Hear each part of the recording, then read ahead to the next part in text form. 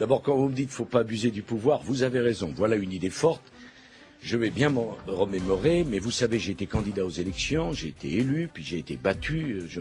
Il me semble pas me souvenir que je me sois maintenu quand les gens ne le voulaient pas. Mais éventuellement, Alors, vous ne ferez qu'un seul mandat si vous êtes élu. Enfin, moi, j'ai proposé une chose, c'est qu'un président élu ne puisse se représenter qu'une fois. Je considère que 10 ans, c'est bien suffisant pour lui et pour le pays. Réfléchir, prendre la mesure de son échec et comprendre pourquoi. C'est fantastique d'ailleurs. Je regardais toutes les élections. Jamais un candidat n'a quitté les élections. Jacques Chirac, François Mitterrand, Valéry Giscard d'Estaing, tous, jusqu'à la dernière minute, ont été en poste. Je serai donc le seul qui aura quitté ses responsabilités. Ça s'appelle quoi? Être républicain.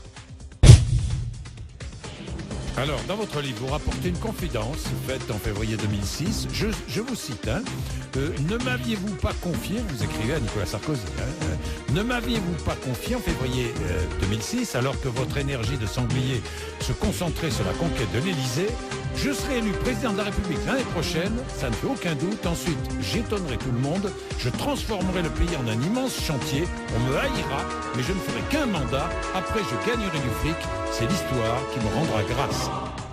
Eh bien, je peux vous certifier que c'est exact, ça ne suis pas prêt d'oublier, parce qu'il m'avait littéralement convoqué pour me demander pourquoi je voulais quitter l'Express alors que personne ne le savait. Je trouve que cette politique est relativement bien faite. En fait, ce qui m'intéressait, c'était surtout de savoir qui allait pouvoir me succéder pour essayer de regarder d'un peu plus près les affaires de l'Express. Mais il l'a dit, et d'ailleurs, j'ai rencontré par la suite des parlementaires à qui il l'a dit après son élection. Vous savez ce que j'essaie de démontrer aussi dans ce livre, qui ne se veut pas simplement pas un pamphlet, d'essayer de démonter la mécanique Sarkozy et la mécanique de l'échec. C'est un homme que je qualifie d'homme événementiel, qui vit dans l'instant. Et quand il vous dit quelque chose comme ça, il le croit vraiment. Mais l'instant d'après chasse sa conviction précédente. Et ça fait aussi, ça crée aussi des problèmes de ce mandat.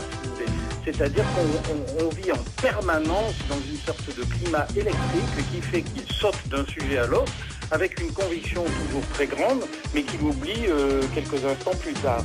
D'où l'incohérence et l'illisibilité de cette politique depuis 5 ans, qui, à mon avis, le conduit directement à l'échec électoral et surtout le met dans une impasse pour